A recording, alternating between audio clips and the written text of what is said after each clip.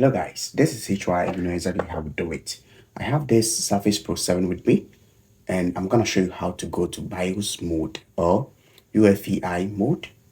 So, first of all, the first thing you will do here is to turn off your device. Okay, so the first thing you do here is turn off your device. So let's turn off our device.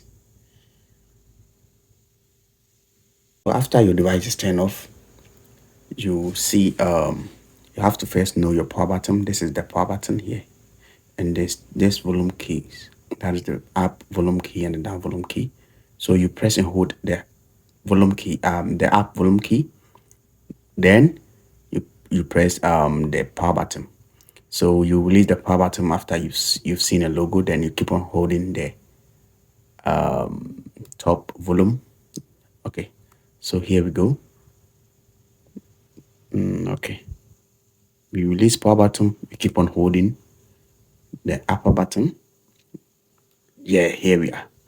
Now we are in the BIOS mode. You can do you can configure everything here. You can use this and all okay, thank you and see you in the next one.